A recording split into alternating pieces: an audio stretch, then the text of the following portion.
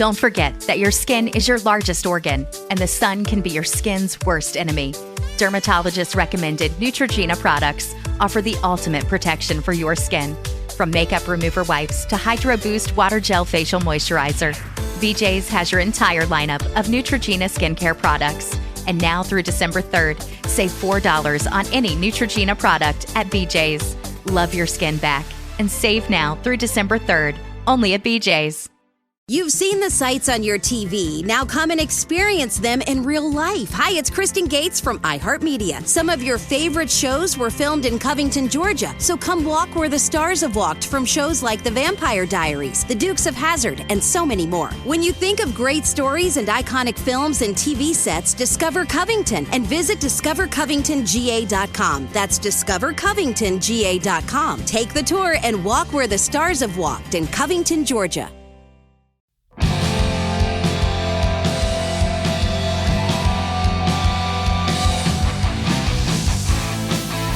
Times of old, in times of blue, there's a guide to follow to make it true. It's the pop culture field, Welcome to the Pop Culture Field Manual podcast. We are sitting right at that intersection of weapons action, the military, and pop culture. And today we have an amazing episode for you because this episode is going to go into a military fighting style dear to my heart, and it is the ambush. Izzy, what do you know about ambushes, man? Oh man, Cameron, that's why I'm glad you're here, because obviously the ambush is one of the battle drills, right? You learn it in basic training, or was it AIT for infantry? So you learn how to conduct ambushes. Yeah, so you learn how to set them up. Linear and L-shaped. Yep. Yeah, and then you learn how to, is it react to contact or react to ambush? There's react to contact, which is the beginning of every single battle drill. That's battle drill 2. And then you have react to ambush near and far, which is battle drill 4, which is how you react to that. Now, setting up an ambush isn't necessarily a legit battle drill. There's no battle drill that's like how to conduct an ambush. It's just kind of a fighting style. But because like battle drills is to put it short, is a reaction to an action. So since, ambushes are pretty deliberate, they're planned. They can be either deliberate ambushes or they can be hasty. So they're not necessarily a reaction. You're setting them up in a way. Okay. But just like you said, there are 2 different styles of ambush that, we're going to talk about today, because before we get into the movies, I'd love to just get to the nitty gritty on actual that's ambushes. what people want to hear. Yeah, because ambushes are great. Ambushes are, in Ranger School, we conducting an ambush is one of pretty much the primary things you do throughout the entire Ranger School. Is if you're not doing an area reconnaissance, more than likely you are conducting an ambush on a given target. So I'm very familiar with setting up linears as well as L-shapes. So if you want to get into it, I'd love to give you a class on ambushes. Yes, I would love to, and I'm sure everyone listening to that's part of the reason why they listen to this podcast, because we got the military experience behind us that we can interject into the pop culture commentary. So take it away, Cam. Let's learn about ambushes, man. All right, from a ranger, from the highly trained. Rangers they do the basics to perfection is one of the things I ever heard about a ranger is you guys drill, baby, drill, to perfection the stuff that you are trained with. You're trained with at a high level. So I can confirm that, regiment's really good at a lot of things, but the thing we're best at is the level 1's basic skills as an infantryman. So as a ranger, you are a cut above. You are the 1% of the 1% infantry. So at the end of the day, you're still an infantryman, even though like other special operations forces have their own, MOS. They have their own dedicated, special forces are the 18 series. They still attend infantry AIT, but at their core, they're special forces operators. So Rangers, we still maintain the infantry MOS. So we are specialized infantry. But as far as ambushes, these are great things to implement. And before I go into the explanation, I wrote this little feeling to get you guys in this little story to get you guys in the All right, mood. everybody, close your eyes. Close your eyes. Close your eyes and visualize scenario. this scenario. You're patrolling through the woods with your element. Sweat dripping from your brow as you navigate through the rough terrain, carrying heavy loads of combat equipment. As you move, you get a feeling you're not alone. Gunfire erupts from your left flank, shredding the trees and area around you. You duck behind the largest tree you can find, place your weapon and on fire, and let loose a hellstorm of bullets towards the direction of the enemy. Your teammates pull the pins on their frag grenades and lob them towards the unknown threat. Boom! In a desperate struggle to regain the advantage, you place your rifle on full auto and let out a thundering, "Follow me!" You begin advancing towards the enemy, gun smoking as you place another magazine in the gun, bounding from cover to cover through the kill zone. The gunfire finally halts. You look to your left and right and see your friends breathing heavily, turning their heads swiftly, looking for more threats. You hear your radio chirp. It's the platoon leader. All friendly elements are accounted for and the enemy has been destroyed. You just survived your first ambush. All right. Now that you're in the ambush zone, your hearts are beating, your blood's pumping, your adrenaline's through the roof. Let's get into how to conduct one of these bad boys. So, welcome. Rangers Lead the Way. My name is Cameron. I'm going to be going over your class on ambushes today. So, first and foremost, there are two types of ambushes that you are typically going to conduct against the enemy, and they're in the form of linear, which involves placing troops parallel to the kill zone, quote unquote, on line. Now, realistically, terrain is going to dictate a lot of your positions. So when I say on line, especially in a field environment, that's pretty much just going to look like a lazy W. You're not going to have guys like perfectly in line with them, but as long as they have open sectors of fire and they have clear funnels of fire on the objective, like a clear view of the kill zone, you should be good. But linear is typically the easiest one to conduct because it only involves one line of troops that are engaging the kill zone. So everybody just stays on line, and that's how you pretty much conduct that one. So going into L shape, this is a little bit more intricate type of ambush, but it creates the greatest result because instead of having everybody on line on one base of fire, you incorporate two bases of fire. Basically, that's where the term L shape comes from because you're trying to create an L shape on the objectors with your sectors. So, you got the guys, Yep. So basically, some notes on ambushes is one of my favorite acronyms and sayings to come out of the military is ass backwards. Now, it's not just describing somebody when they're really messed up or they're looking like crap. You know, you've heard someone say, "Dude, you are straight up ass backwards right now." Well, that saying is actually an acronym that involves how to place your elements into an ambush. So ass backwards is SSA. Ass spelled backwards is SSA. So this is initially how you set your ambush is SSA. So the first S would be you place your security first. So you push out your left and right flank security to basically act as early warning as well as security for the patrol. So those elements will push to the far left and right flanks anywhere from 50 meters pretty close by to 150 to 200 meters away because whoever the flank of security that's going to see the enemy first act as an early warning. So they should get eyes on whether, you're doing an ambush on a patrol or doing an ambush on a road, which in Ranger School, you're typically doing them on roads. So that flank security is going to see that caravan coming down the road faster or before anybody else does. So they're going to, once they see it, they're going to, obviously give you the word that, hey, they're getting ready or they're coming, get ready. So basically your security pushes out first, and then you're going to, after the next S in SSA is support, you're going to push out your support team, which is your big guns. So your MMG, your 240, they are going to push out to their base of fire. So if you're establishing an L-shaped, they're going to be basically not parallel, but located to where they get massive fires on the road itself going up it. So basically they are searching up the road. They're searching and traversing. Traversing is left and right. Searching is up and down. So you place the gun primarily for an L shape on the curve of a road because you can basically position that support team to where they are looking straight up the road and that their fires don't coincide with the firing line. And then finally, the A in ASS or SSA is assault line. So you place your assaulters after your support is done. So, and then basically once you conduct your raid, or I'm sorry, once you conduct your ambush, it's extremely violent. It's all oftentimes, and in my opinion, should be initiated with your largest weapon system. So typically, if we have Claymore mines, a Claymore will be the beginning. Or if you have an AT4 or a rocket system, you're going to use that to start your ambush. And then after that rocket goes, everybody just starts going cyclic on the objective, killing whatever. And once the bullets stop, your assault line or your support shifts off to allow the assault line to pick up and start bounding through the objective, killing everything.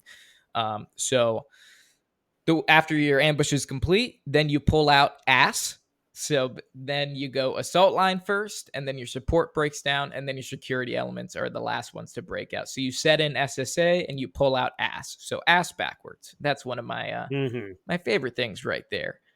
But ambushes really rely heavily on correct intelligence, time, and terrain. I say that because your intel must be accurate because you need the correct location of where the enemy is going to be. Like, obviously, if you go to a location and the intel is bad, you're not even going to get the opportunity to ambush the enemy. So you need correct intel. You need to be considerate of time because from the time you receive the mission to conduct this ambush, that caravan can be moving. They can be going faster. They can be slow, or they can be going slower. So you need to be at the objective at the correct time, and even before that, to allow for any changes in the enemy's movement. So time is extremely important.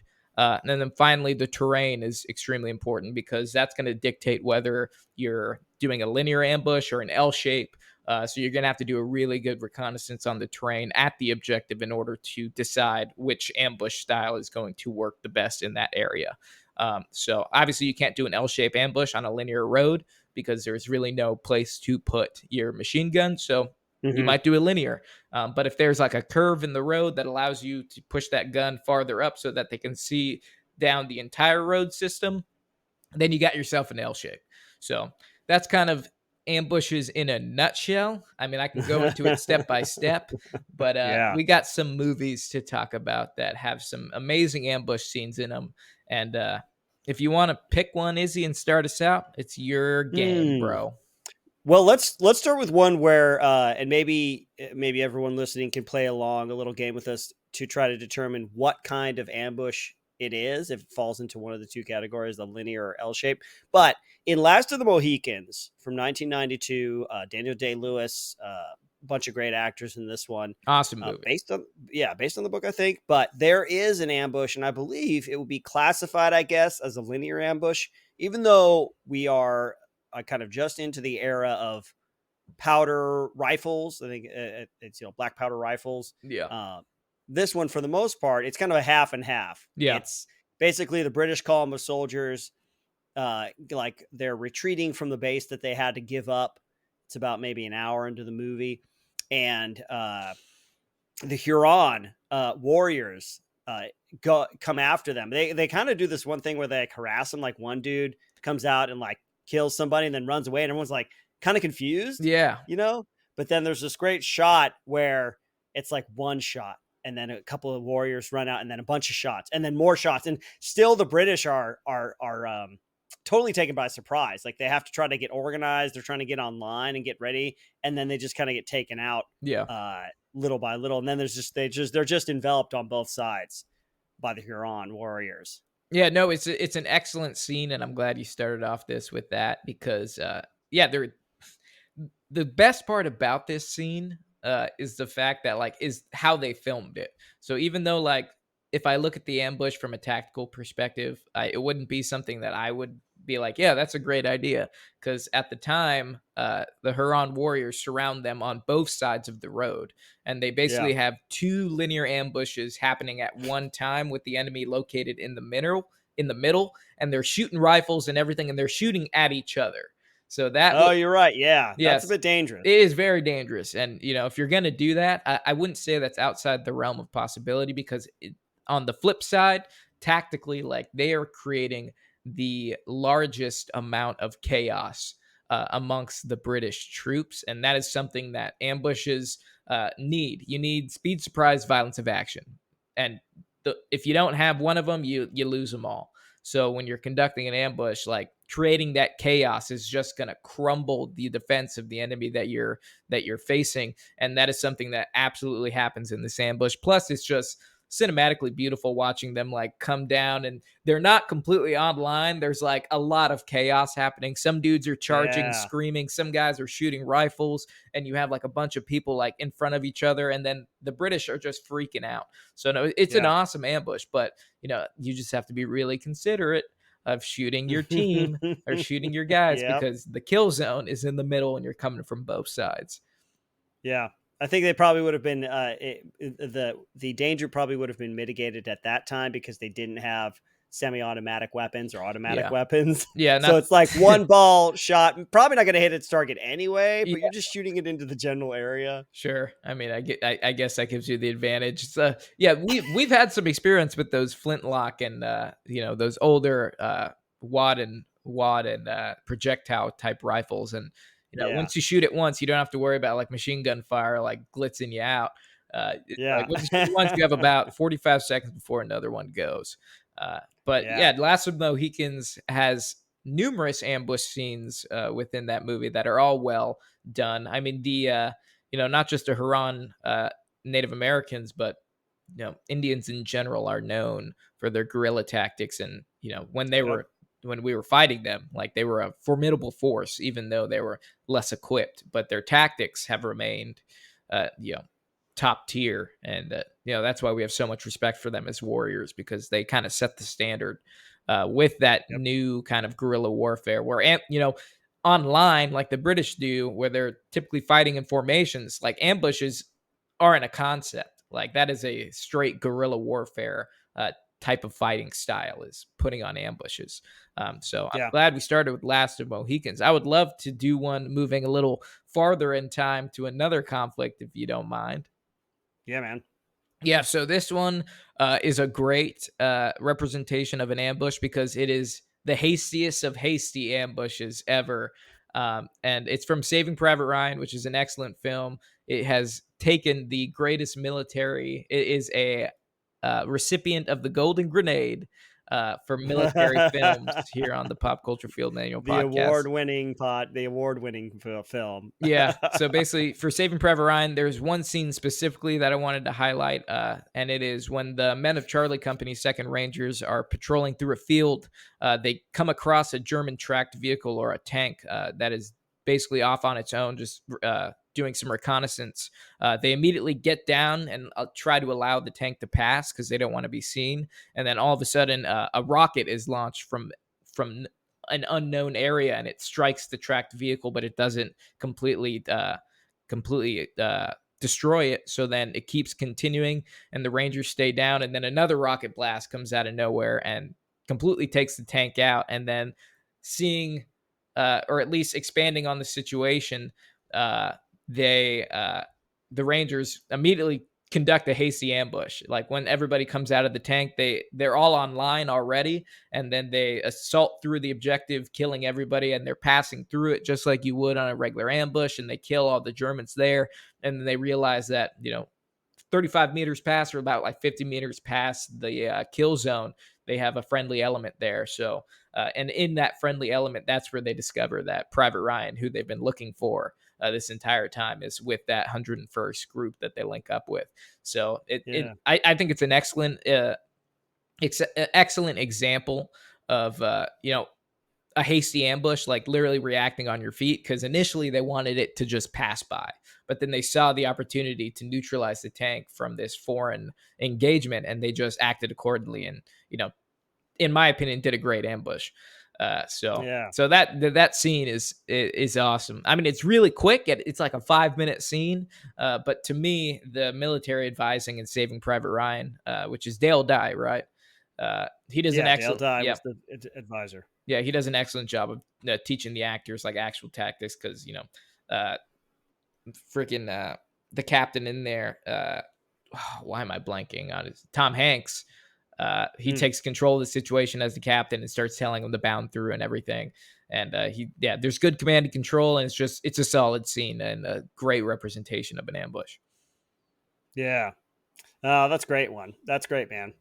What else we got here? We got some good ones. I feel like I want to get nerdy here for just a quick second, Sure. kind of mix things up, but it's not a classic ambush, but it is a well orchestrated one on a galactic scale. But in Star Wars: Revenge of the Sith, okay, everything that has been leading up to this point, where basically Emperor Palpatine has taken control, and then his final stroke of genius was Order 66, which is basically where the clone warriors turn on the Jedi, and they all around the universe as they're fighting alongside the Jedi. He sends out the call, execute Order 66, and genetically all the clones turn on the Jedi. So it's an ambush of epic consequence, and it changes the course of the universe for the Jedi, certainly, and it seals the power of Emperor Palpatine.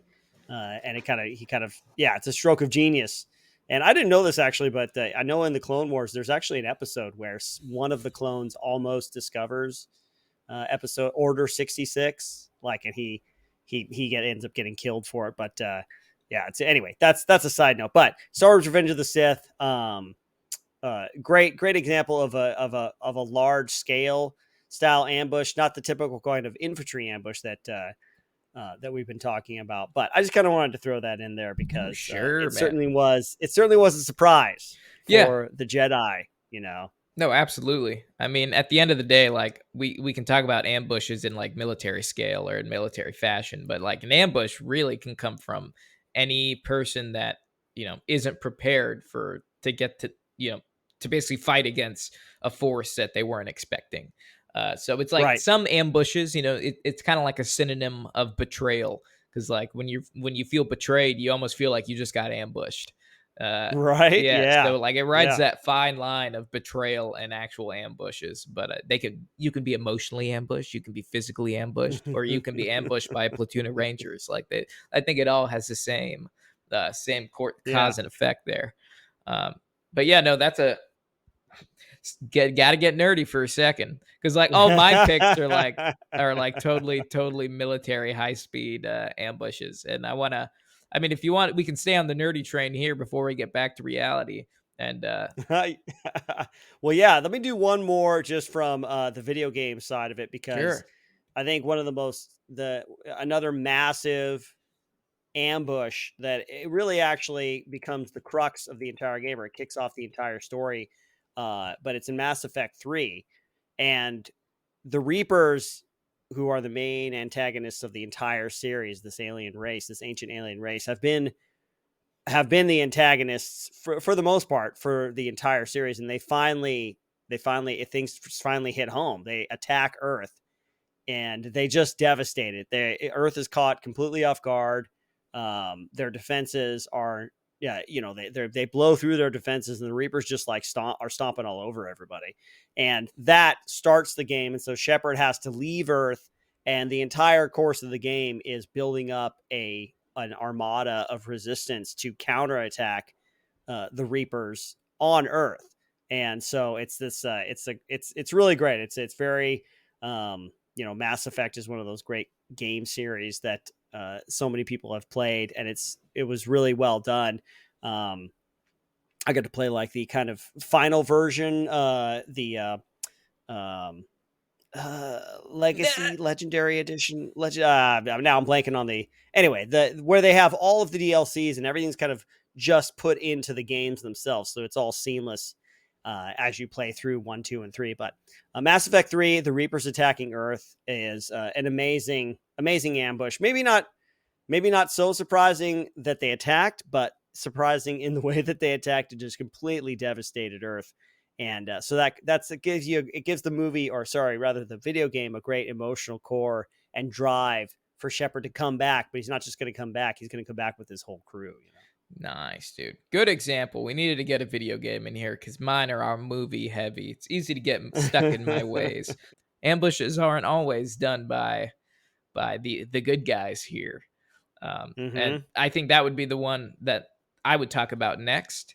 Is if you want to move on, if you don't mind. How would you like to come home to a bartender who will fix you any cocktail you want? I'll have an old-fashioned. I'll have a margarita. Now you can with the Bartesian Home Cocktail Maker. Bartesian is a sleek machine the size of a coffee maker that makes premium cocktails at the touch of a button. Choose from over 50 different cocktails, from classics to the most exotic premium cocktails served in the best bars today. You'll always get freshly mixed, perfectly balanced cocktails with the Bartesian Cocktail Maker. And now get Bartesian's best Black Friday deal ever at bartesian.com/cocktail. Entertaining? The Bartesian is ideal for parties. No need to stock all kinds of individual mixers for complicated recipes. Every guest gets the cocktail of their choice in seconds. The Bartesian makes a wonderful gift for anyone who loves a fine premium cocktail. Now get Bartesian's best Black Friday deal ever. It's available right now, only at bartesian.com/cocktail. That's BARTESIAN.com/cocktail for Bartesian's best deal ever. Only at bartesian.com/cocktail. Yes, let's do it. Yeah. So what else? What do you got? I got so We Were Soldiers from 2002. There is a scene in the movie where it's a unit of French soldiers are moving along a road when suddenly they're ambushed by the Vietnamese troops, and the French troops are just overrun on both sides of the road, similar to the Last of the Mohicans ambush. But there's, like I said, it's all terrain dependent. When we were talking about the Last of the Mohicans, and if I was looking super closely, because I'm always trying to pick these scenes apart of what's wrong and what was done correctly. But this one actually makes total tactical sense to me. So basically, they attack from both sides of the road, and you run into that, especially when you're coming with a more, this was in Vietnam time frame, so mid 60s. So you have more advanced weapons. We have fully automatic, support weapon systems that are being used. But the whole, coming from both sides and attacking, kind of, the danger increases because you have these more advanced weapon systems. But if you look really closely, one side the road is flat, and then on the other side of the road, it slopes down into a hillside. So the enemy starts out with a rocket. I mean, you see a round fly and hit the French commander or the French captain, and then one of the vehicles explodes with a rocket system, and they start taking out the vehicles with rockets, and then all of the MVA start bounding and shooting and basically moving on to the convoy. It's done well. It's if I had to say anything for the scene, I would mass fires a little longer before assaulting, just to make sure we are saturating the hell out of that target. And then we begin the assault after this massive fires from our covered and concealed positions is successful. Then, and that's usually around like 15-30 seconds of just straight up emptying a magazine. I remember me personally, when I was on a assault line, I would take all my magazines that I wanted to use. If I wanted to shoot 60 rounds or even 90 rounds out of my gun, I would take my magazines out of my kit and then just stack them in front of me. So basically I'd put my gun on full auto and just rip it. And then that way my magazines are already there, and I could basically unload like 90 rounds or 60 rounds super quickly and then start assaulting. So I wouldn't have to like screw with my equipment. But the NBA soldiers in this scene, they just kind of go for it. And I'm like, okay, whatever, it's a movie. But all that to say, they are allowed to attack on both sides because the element coming from the ground up is completely out of the fire of the other side until they get to the kill zone and get on that road. So they're allowed to do it. I say it makes sense to me. They just have to be really careful on seeing their frontline trace of those MVA guys coming up to the top, because once they get on the road, they are totally in their sectors of fire of the other side. But that's all I really have to say. It's a good ambush. It's really aggressive. All the French dudes get wiped out. But yeah, man, the MVA weren't anybody to mess with. I feel like they'll go for it. I was going to say, I think one of the things about the story of We Were Soldiers is I think this is the first major engagement later on in the movie. First major engagement of our regular army and their regular army, the North Vietnamese army.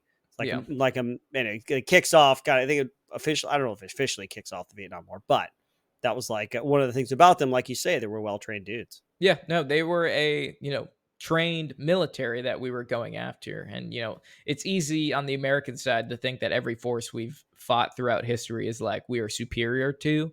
And I mean, we're a great military, but you got to give hats off to where it's due. And like the MVA was well trained, they were well funded, they were well equipped. They had to go through basic training. Their soldiers, knew exactly what they were doing. They were fighting in the jungles of where they were trained, so they definitely had the tactical advantage. And we saw it in our numbers lost, but ultimately we won. Just because, I mean, did we win? We'll see. In numbers, we did not win. But we ended up doing what we needed to do. But yeah, no, it's a great scene. There's a few here that we can go into if you want to pick one up, buddy. So hard to decide. Well, listen, let me just do an honorable mention of Red Dead Redemption 2, because I think there's a couple of ambushes in the game that you come across that really just devastate your crew. Like you have your gang, it's kind of like a family in the beginning of the gameplay. And then as the story progresses, slowly but surely, your gang just kind of gets taken apart. There's one thing I'm thinking of specifically where you're walking through town, and like I think it's like the Irish character, I forget his name, and he's like yeah, you're Danny boy. Yeah, the main character is he's like something don't seem right here, and the guy's like, "What are you talking about?" And then he just gets blasted in the face. And I think it's like the Pinkertons both times. There's that one, and then there's another one. I think there's like maybe three, because I know that you get ambushed at the house, that you kind of take up residency in this old abandoned mansion kind of in the southern part of the map. And later on, I think the Pinkertons come and attack, and you got to hold them off there. So it's anyway, just honorable mention for Red Dead Redemption 2, because I know there's a lot of ambushes that happen in that one. But I think the greatest ambush of all time in cinematic history has to be the ambush by the aliens, the xenomorphs on the Colonial Marines from Aliens from 1986. It's the ambush on Sublevel 3. It's one of the most iconic scenes where they're going in there, they're looking for the colonists, and they don't realize that they are surrounded. So the aliens have positioning, and they have the element of surprise, because they don't realize that all of these kind of weirdly shaped walls with all this resin kind of stuff dripping off of them are all just the aliens kind of hidden within the contours of their surrounding environment. Yeah, and once they kill that once they kill that chest burster that comes out of that lady, it's on, and start hearing the hisses, and they can't see them. They don't show up on infrared or anything. And then they just start getting snatched one by one. And then Vasquez and Drake start blasting back, because they actually have their weapons, powered up. And then they have to, it's basically a react to ambush near, because the Marines got to get out of there afterwards. They have to retreat, and they kind of take over themselves, or because they lose their headquarters element, they can't contact Lieutenant Gorman, and the Sarge gets taken out pretty quickly in the assault.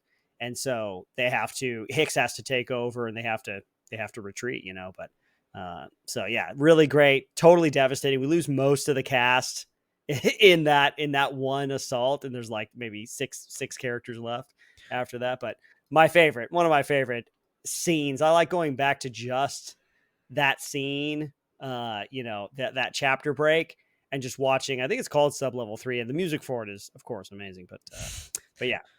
Well, if you're going to talk about if you're going to talk about personal favorites of all-time favorite movies, in Lord of the Rings, Return of the King, there's a great ambush. Yes. When Aragorn, Legolas, and Gimli are in the ships that they stole from the men, trying to plus up the orc army when they're assaulting Minas Tirith, and all the orcs are like along the dock, and they get off the boats, and it's just Aragorn, Gimli, and Legolas get out, and they're like, "What the hell?" And they're like, "We have an entire army here. What are you guys going to do?" And then all of a sudden they get ambushed by the army of the dead, and it comes flowing off of the ships and murders them all. So that was quite the frontal assault ambush from the Aragon's army of the dead there. So that's an honorable mention. But that's a completely 100% successful ambush, because not only do they take those dudes out, they flow through the entire Yeah, they kill battlefield, everybody. Yeah. and they kill everybody. Yeah, no, awesome ambush. But I did want to leave on one serious one that I wanted to talk about, just because it is like I think the hardest ambush to come back from, but they do a good job, and it's from Sicario de los Soldados. So basically, the second movie of the Sicario series, and that came out in 2018. But the scene I want to go over specifically, because there are so many great ambushes. You know, the guerrilla tactics that they use, the kind of black side ops that they do in these movies are badass. But I wanted to talk about the specific ambush where Matt, which is Josh Brolin, and Alejandro and the rest of their team have control over Isabel Reyes, who's the narco's daughter, and they're escorting her back to the United States to basically have control of her. And they're in a caravan with the federal police from Mexico, and they have air assets washing them, and they're going down, and they're all in up armored Humvees, and they're traveling down a pretty sketchy road. And all of a sudden on the net, they're like, it's clear. And then he keeps asking for updates from their ISR, which is the eye in the sky, their air assets. And then they're like, no, they're coming on the right side. They're coming on the right side. And all of a sudden a rocket RPG comes out of nowhere and strikes one of the vehicles. And then the vehicle in front of them with the 240 gunner on top, who's the Mexican police, turns around and just starts opening up on their vehicle. So now they're being attacked from the narcos on their right side with rockets, and then they're also being attacked from within from their friendly elements that are working with the narcos. And it's a crazy scene. Things are blowing up left and right. They react to it accordingly. If they didn't have their air assets, though, they would have been completely screwed. Because like the only reason they were able to survive is because they send a Hellfire missile down to take out the dudes ambushing them, and then they just worry about the friendly elements that are attacking them. So they get out of the truck, they assault the machine gun trucks in front of them, and at the end they still have policemen behind them that were fighting with them, and they turn around on them and obviously hold them at gunpoint because they don't know at this point if they're friendly or not. And they're basically having this, no pun intended, Mexican standoff. And then finally, one of the Mexican guys just shoots one of Matt's dudes in the plate. The guy with the glasses, the one we all love, the coolest nerd of all time. With burn notice, dude. Yeah. Yeah, and they shoot him in the plate, and he goes down, and then they just unload on the rest of the Mexican police and kill them all. And then they get back in the vehicles, and then Alejandro goes off to look for the Isabel Reyes is the daughter of the narco, because she runs away in the chaos. But it's a great ambush. It's they react to it accordingly. I love the Sicario series just because they pay a lot of attention to painting a good picture of how special operators are, and dudes who are really deep within that network. But I just wanted to mention that really quick because it's an awesome scene. It's hard to pick great ambushes from Sicario because there are so many, but I wanted to leave on that note. It's a great note to leave off on. In fact, I feel like I need to go back and watch that sometime. You should, dude. It's a great movie. Yeah. By the way, folks, we want to thank everybody here for joining us, but most especially our Patreon subscribers. I want to give a big shout out to Mike B. Salty, who recently subscribed at the Sergeant tier level, or is a subscriber at the Sergeant tier level. Thanks so much, folks, for your suggestions and for your support. If you ever have an episode suggestion, we definitely listen to those. Send us an email at pcfmpodcast@gmail.com or get a hold of us on Instagram. We definitely take your suggestions seriously. Absolutely. Speaking of which, we have a question that we can go through.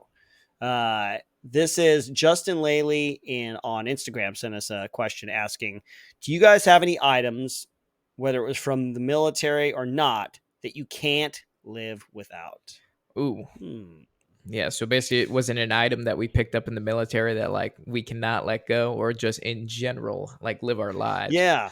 I think you probably take it how you want to, but is there something in your life that maybe is such a great convenience, or maybe it was a game changer, when you found out you had this little little piece of equipment that once you had that, and once you discovered that existed, you're like, oh, how did I get through my life without this? Oh, man. I mean, I don't want to say my phone because that would be the most millennial Gen Z But just the hey, young generation. not I mean, alone. You're not alone, man. yeah, no, it's like it's with how much reliance I have on communications now is like the phone has been a game changer. Like being able to just contact anybody at any time.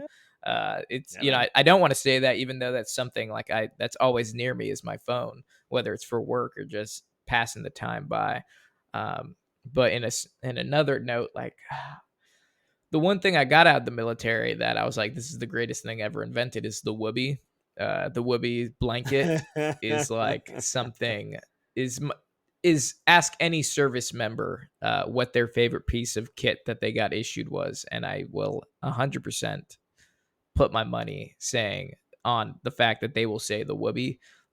So the whoopee is a good one. Also, these are small but S carabiners. I love S carabiners. They're yeah, so man. useful. You can use them for anything. They retain my keys. You can use them as insulators to create antennas. You can attach anything to your kit, like duct tape and carabiners. I would say are things I can't live without and zip ties. They are game changers. If you have zip ties and duct tape, you can fix anything.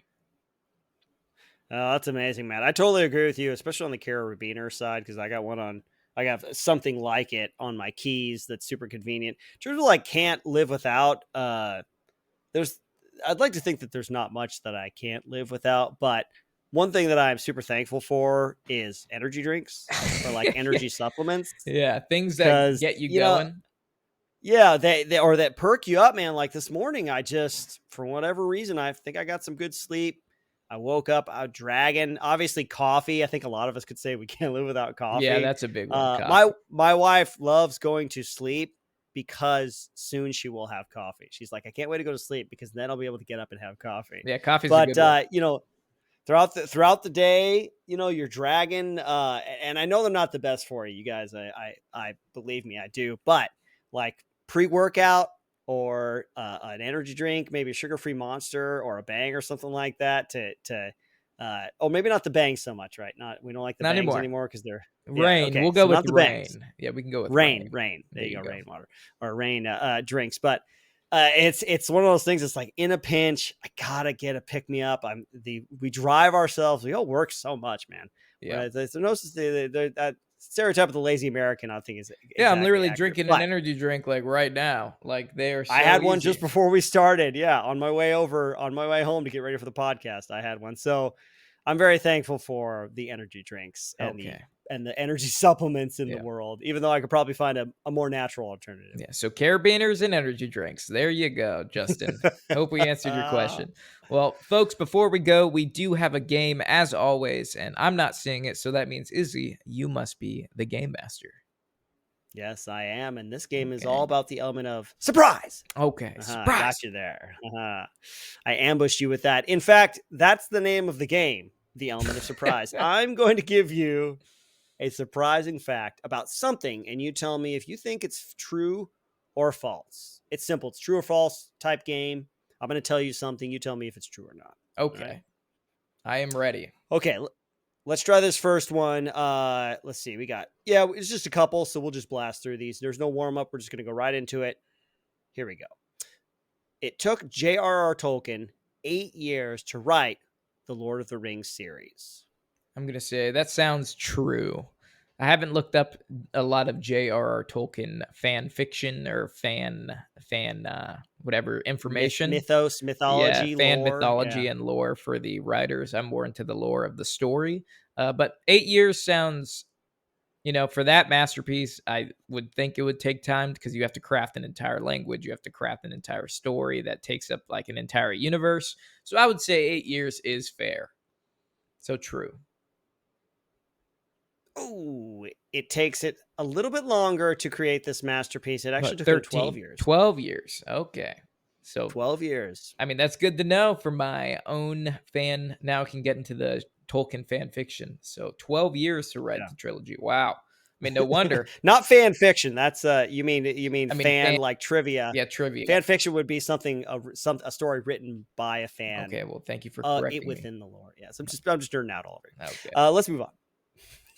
The android innards / liquid in the Aliens movies were made from milk and yogurt. Milk and yogurt. So if you remember in Alien and Aliens, there's 2 androids. Each of them get like kind of ripped apart. Yeah, or anything. It looks like cum is like screeching out of them. Yeah.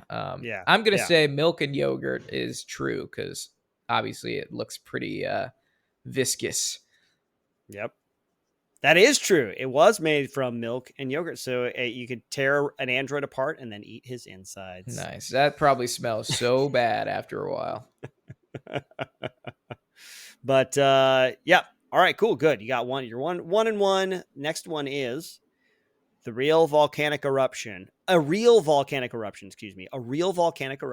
was used for the Mustafar scene in Revenge of the Sith. Huh. In terms of special effects, they used a real volcanic eruption. I mean, that's difficult to get on camera. But Hollywood has a lot of assets. So I'm going to go ahead and say that is false because ain't no way they're going to incorporate that in. I'm just going to pull that out of my butt. False. They did not use a real volcanic eruption. As it happens, that is true. Now, I don't think they actually went there with the actors, but it just so happened that Mount Etna in Italy was erupting when they were shooting Revenge of the Sith. So it was helpful because they were able to film that eruption and then they used it. They put it into. So that is true. So I said false and I was wrong. Oh, yeah. Okay. Well, that's fine with me. Learning here. You know what? You know a little bit more about the Star Wars universe, and that's never a bad thing. Never a bad thing. Just more useless knowledge in my brain taking up space. There you go. All right. What do we got? All right. We got 2 left. Let's go for this first one. Radiohead composed and performed, the band Radiohead composed and performed the theme music for Call of Duty Black Ops 2. Radiohead. They're a pretty dynamic band, so they can do a lot. They're very experimental as far as what I've seen. So I'm going to go ahead and say that sounds true. It sounds true, but it's not. It's not true.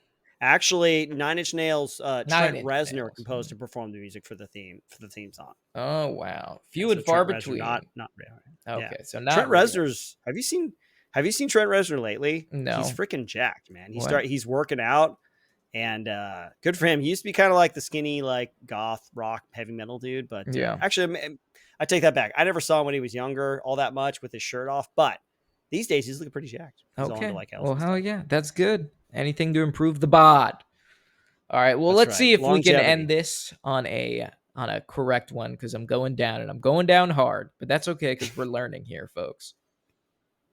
In Apocalypse Now, some of the dead bodies used were real.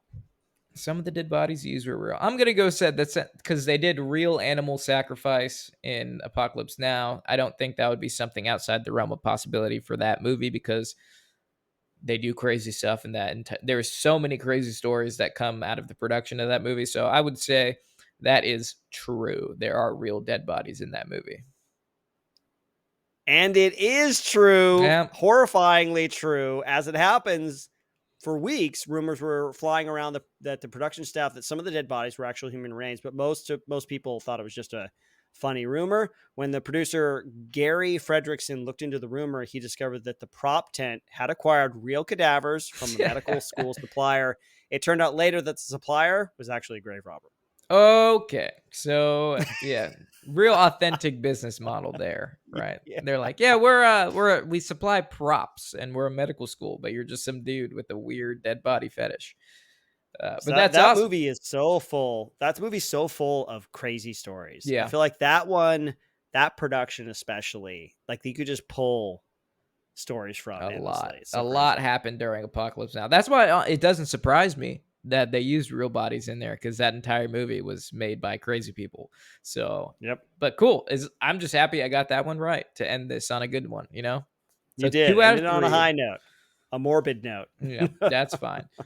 Well, folks, that's it. That is all we got for this episode of the Pop Culture Field Manual podcast. Thank you for joining us. We also look forward to making more content for you guys. And Izzy, you got anything? Nothing other than cue music.